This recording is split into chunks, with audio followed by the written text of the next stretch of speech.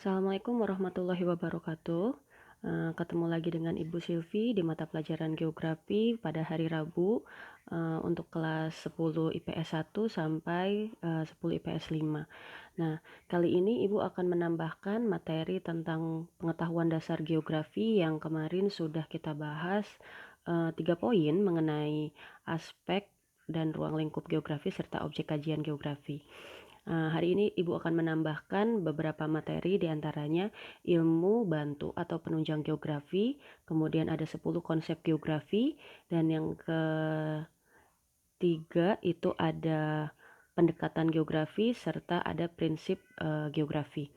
Juga nanti kita akan baca-baca sekilas apa aja sih yang bisa kita dapatkan ketika kita nanti belajar geografi, yaitu terangkum dalam 5 keterampilan dasar dari geografi itu sendiri. Nah, kita mulai dari slide yang pertama yang akan Ibu jelaskan tentang ilmu bantu penunjang geografi. Nah, di sini ternyata ilmu geografi juga membutuhkan atau mempunyai cabang-cabang ilmu yang bisa membantu kita untuk mempelajari beberapa materi pelajaran lain sebetulnya. Jadi geografi itu sebetulnya seperti pada prinsipnya itu seperti ilmu induk gitu, yang sebetulnya bisa merangkum beberapa ilmu pengetahuan di dalamnya. Di antaranya ada ilmu-ilmu alam yang seperti yang disajikan dalam slide tersebut nih, ada fisika, kimia, biologi, dan sebagainya. Ada ilmu sosial, ekonomi, sosiologi, sejarah, ilmu teknik. Kemarin ada yang sempat bertanya, apa sih Bu geografi teknik itu ya? Ilmu teknik geografi itu, bidang teknik geografi itu adalah yang mempelajari tentang bagaimana kita bisa menjabarkan keruangan spasial dalam bentuk pemetaan atau bisa dari segi penginderaan jauh, SIG. Nah, seperti Google Map tersebut yang kemarin saya sudah sampaikan. Bagus sekali pertanyaannya. Nah, kemudian ada ilmu seni terutama dalam seni rupa itu bisa dituangkan dalam penggambaran peta pada sebuah ruangan. Kemudian ada ilmu-ilmu yang merupakan cabang geografi diantaranya ada yang berkaitan dengan ranah litosfer, diantaranya geologi, ada ilmu geomorfologi, kalian nanti bisa baca lebih rinci.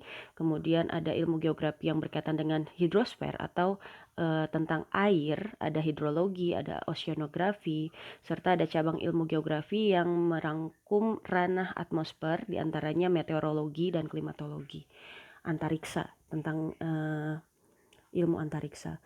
Kemudian ada juga cabang ilmu geografi yang merangkup ranah biosfer, diantaranya ada pitogeografi, ada juga zoogeografi. Nah, ini juga berarti seperti kurang lebihnya seperti biologi gitu, tentang mempelajari makhluk hidup dan lingkungannya.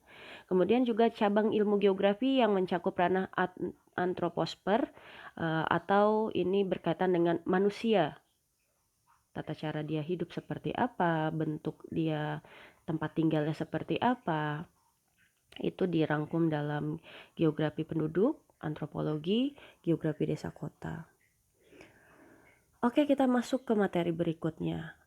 Di sini Ibu akan menjelaskan atau mengenalkan kalian bahwa geografi itu memiliki 10 konsep dasar. Di antaranya ada konsep lokasi, jarak, keterjangkauan, pola, morfologi, aglomerasi, nilai kegunaan, interaksi interdependensi, diferensiasi area, dan keterkaitan ruang. Apa saja sih 10 konsep tersebut? Nah, di sini sudah dijabarkan untuk definisinya.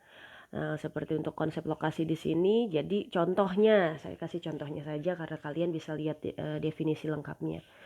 Untuk contoh dari konsep lokasi ini, diantaranya seperti nih contohnya lokasi absolut atau lokasi relatif. Misalnya si A mau pergi ke warung, ini untuk contoh lokasi absolut. Si A contohnya mau pergi ke warung nih. Warung tersebut terletak di antara titik koordinat apa? Misalnya kalau Indonesia ada yang tahu nggak Indonesia itu terletak di antara letak astronomisnya apa? Yang ada garis lintang, garis bujur, lintang utara, lintang selatan, bujur barat, bujur timur. Itu namanya lokasi absolut. Kalau untuk lokasi relatif seperti apa, Bu? Lokasi relatif itu seperti misalnya kalau dilihat dari sudut pandang sebelah utara misalnya, warung tersebut dekat sama kedai kopi di sebelah kanannya dan sebelah kirinya itu ada di sebelah toko bunga misalnya. Atau Indonesia. Indonesia itu kalau dilihat dari segi letak geografisnya, Indonesia itu terletak di antara 2 benua dan 2 samudra. Tapi berbeda kalau kita lihat dari segi letak geologisnya, bahwa Indonesia itu terletak antara diapit oleh 3 lempeng, ada lempeng Eurasia, lempeng Pasifik, dan lempeng Indo-Australia. Begitu perbedaannya. Untuk konsep jarak, yaitu juga ada jarak mutlak dan relatif.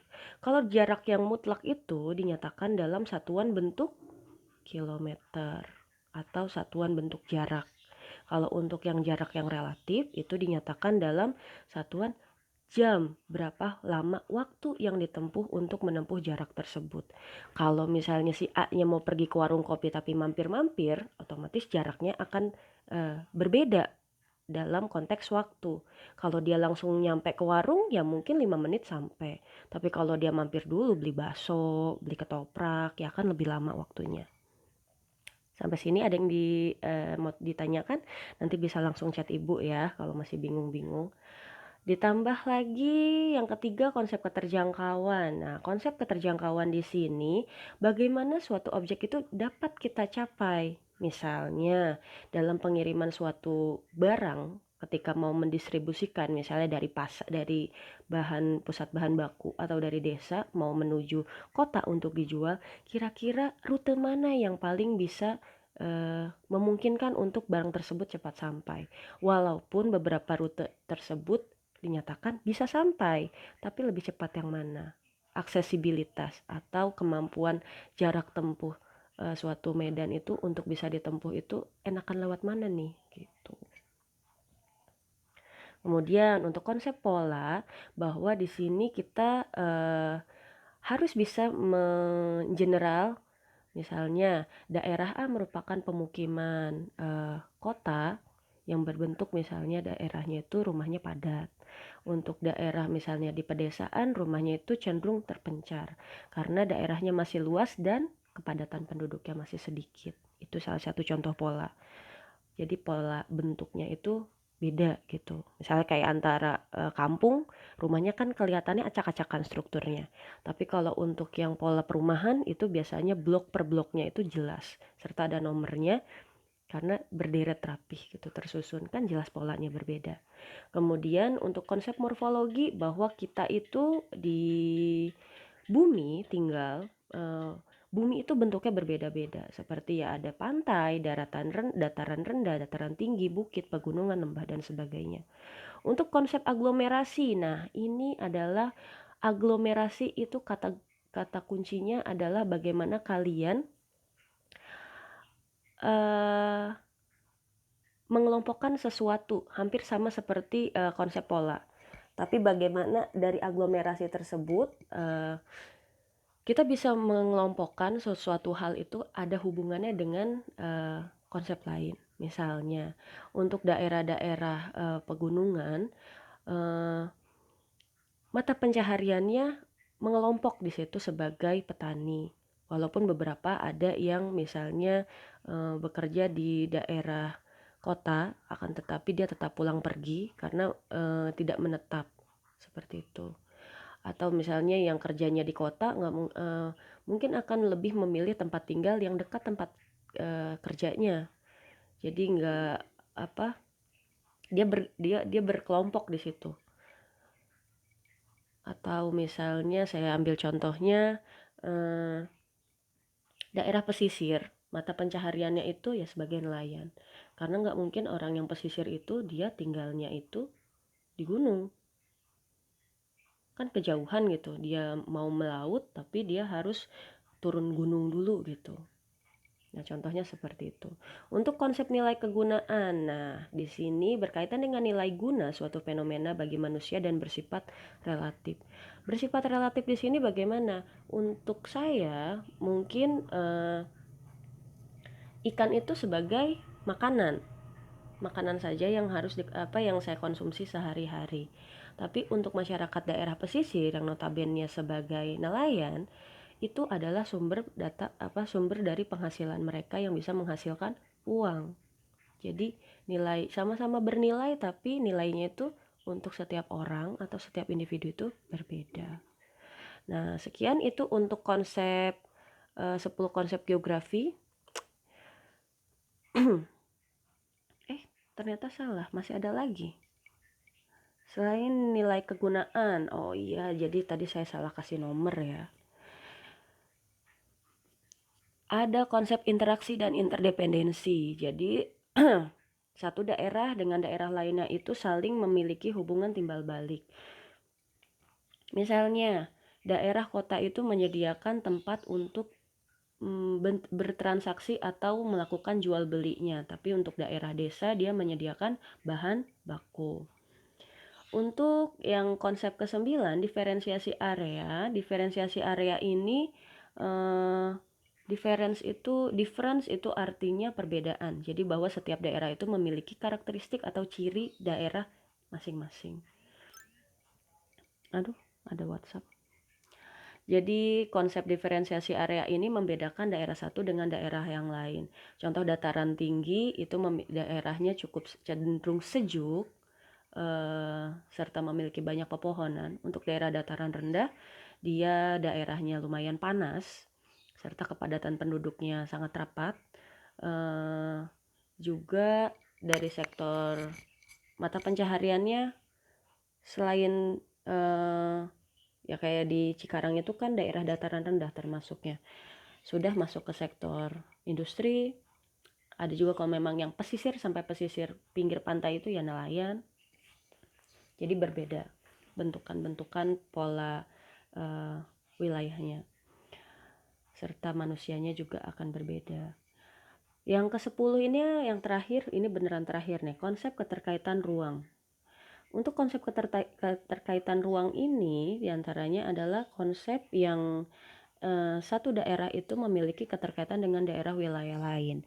Misalnya salah satu contohnya, kita sering dengar kalau banjir yang terjadi di daerah Jakarta itu adalah disebabkan oleh tingginya curah hujan yang terjadi di daerah Bogor, katanya gitu. Sebetulnya daerah Bogor memang hujan, tapi kalau misalnya daerah bagian hilirnya itu tidak ada penyumbatan saluran air, ya kemungkinan tidak akan terjadi banjir di Jakarta. Seperti itu. Jadi daerah A itu bisa mengakibatkan sesuatu terjadi di daerah B. Itu adalah konsep dari keterkaitan ruang. Kemudian untuk prinsip geografi, di sini prinsip geografi itu terdapat ada 5. Ada prinsip persebaran, interrelasi dan interaksi, kemudian ada deskripsi, korologi, dan ciri kewilayahan.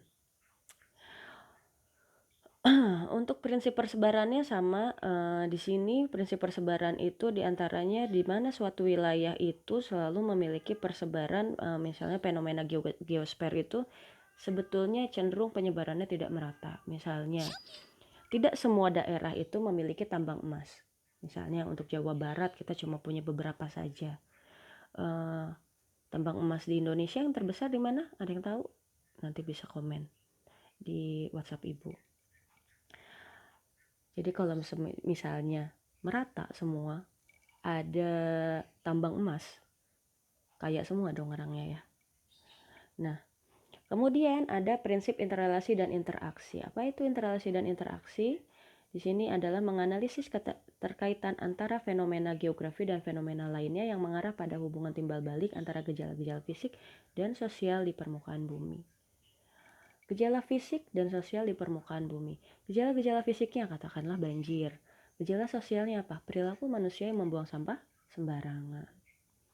Untuk prinsip deskripsi. Prinsip deskripsi di sini adalah pemaparan hasil pengkajian studi geografi Pemaparan tersebut berupa uraian peta, citra, tabel, grafik, maupun media lainnya. Jadi bagaimana kita sebagai manusia yang mempelajari geografi itu dapat mentelaah atau dapat mengungkapkan apa yang terdapat di dalam peta, atau kita bisa melihat atau menjelaskan apa yang terdapat dalam data citra atau sebuah gambar, tabel, grafik, maupun media. Prinsip korologi. Nah, di sini untuk prinsip korologi di sini merupakan gabungan dari ketiga prinsip yang tadi sudah disebutkan, yaitu apa saja? Tadi yang pertama prinsip persebaran, prinsip interrelasi, prinsip interaksi, dan prinsip deskripsi. Itu digabungkan menjadi prinsip korologi. Yang kemudian ini dapat membahas gejala-gejala permasalahan geografi dan analisis persebaran keterkaitannya, kemudian hasilnya dideskripsikan. Jadi kalau udah ketahuan permasalahan geografinya seperti apa, persebarannya seperti apa dianalisis, kemudian hasilnya itu nanti dideskripsikan. Itu merupakan prinsip korologi.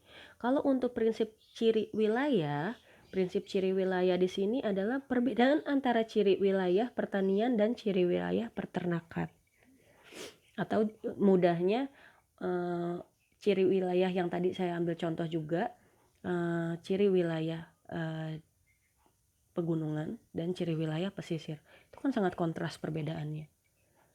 Kalau daerah pegunungan ya mata pencahariannya ya pertanian, ada sawah, ada perkebunan dan sebagainya. Untuk daerah pesisir, pantai, kelihatannya bentukannya itu akan berbeda. Banyak perahu, dekat laut dan sebagainya. Ini sudah yang kemarin. Kemudian kita lanjutkan pendekatan geografi. Ada 3 pendekatan geografi, diantaranya pendekatan ke ruangan atau spasial, pendekatan ke lingkungan atau ekologi, dan pendekatan kompleks wilayah atau regional. Untuk pendekatan spasial di sini, pendekatan yang berkaitan dengan ruang di permukaan bumi. Aspeknya meliputi apa saja, diantara kondisi alam, sosial, budaya, dan pengkajiannya ini merupakan memperhatikan faktor letak, distribusi, interrelasi, serta interaksinya. Kemudian pendekatan lingkungan ekologi ini mengkaji tentang interaksi antara makhluk hidup dengan lingkungannya. Jadi bagaimana perilaku kamu terhadap lingkungan sekitar. Itu dapat mempengaruhi lingkungan, jadinya nanti seperti apa nih. Misalnya kamu buang sampah sembarangan, kira-kira lingkungan di tempat tinggal kamu akan seperti apa jadinya. Atau kamu rajin menanam tanaman atau melakukan penghijauan di sekitar kamu, kira-kira dampak yang terasa di lingkungan kamu itu akan seperti apa. Itu. Yang ketiga, pendekatan kompleks wilayah atau pendekatan ini merupakan yang mengkaji fenomena kejadian berdasarkan hubungan aspek-aspek suatu wilayah tertentu yang berkaitan dengan wilayah lain. Contohnya, kombinasi antara keruangan dan ekologi. Jadi ada 2. Dari keruangan dan ekologi itu akan menghasilkan kira-kira sebuah wilayah itu memiliki kompleksitas yang seperti apa atau keanekaragaman yang seperti apa. Contohnya nih, Indonesia yang terletak antara yang berbentuk negara kepulauan. Daerahnya atau lingkungannya kita sebutlah itu berbentuk kepulauan Indonesia. Bentuk dari keruangan yang berbentuk keruangan kepulauan tersebut akan menghasilkan bentuk ekologi yang sifatnya beda-beda gitu. Yang daerah sebagian pantai, daerah bagian barat itu seperti apa, Indonesia bagian barat, Indonesia bagian timur itu akan berbeda gitu. Oke, kita masuk ke pembahasan terakhir, keterampilan dasar geografi. Melingkupi apa saja? Ada observasi, deskripsi, klarifikasi, pemetaan, analisa. Kita masuk agak lama ya videonya, tapi ini kita selesaikan saja. Observasi di sini merupakan bagaimana sih kita melihat atau memandang suatu permasalahan. Misalnya dari fenomena geosper, kita bisa mengkaji misalnya nih, oh ini yang namanya Cikarang Utara ya gitu. Orangnya macam-macam. Dari Jawa ada, orang Sunda ada, orang Batak ada. Kelihatan doang sama kita di situ. Tapi kemudian kita dari situ kita bisa melanjutkan ke setelah mengetahui hal tersebut atau observasi yang kita lakukan tersebut, kita bisa mendeskripsikan hal tersebut melalui apa? Bisa melalui tulisan, bisa melalui pemetaan, bisa melalui data, grafik, dan sebagainya. Kemudian dari klarifikasi, contohnya nih, setelah melakukan observasi dan kita bisa menuangkan dalam sebuah bentuk laporan, tulisan, kita juga dapat mengklarifikasi hal tersebut. Kalau contohnya tadi Cikarang itu bentuknya misalnya daerahnya industri sehingga banyak orang berdatangan ke sini, kita bisa mengklarifikasi, oh ternyata di Cikarang itu ada banyak pendatang, tadi diantaranya ada orang Jawa, Jawa bagian timur, Jawa Tengah, terus juga ada orang Batak, orang Minang, macam-macam gitu. Jadi kita bisa mengklarifikasikan apa saja yang ada di dalam hal tersebut. Nah, kemudian kita bisa petakan. Di sini salah satu yang menjadi menjual sekali untuk geografi itu kita bisa memetakan sesuatu permasalahan. Di antaranya nih kita bisa melakukan pemetaan kombinasi antara memetakan misalnya wilayah Cikarangnya saja, Cikarang Barat misalnya, itu lebih banyak, ada berapa orangnya di sana, atau di Cikarang Utara lebih banyak mana nih Cikarang Utara sama Cikarang Barat, kayak gitu misalnya. Nah, pemetaan ini merupakan kombinasi antara kartografi atau ilmu pemetaan dan seni. Jadi orang yang bisa membuat peta itu di situ pun mencakup penilaian seninya juga. Jadi seninya anak geografi ya adalah kartografi. Kemudian analisis yang terakhir, analisis di sini merupakan bagaimana sebuah pemetaan itu dijadikan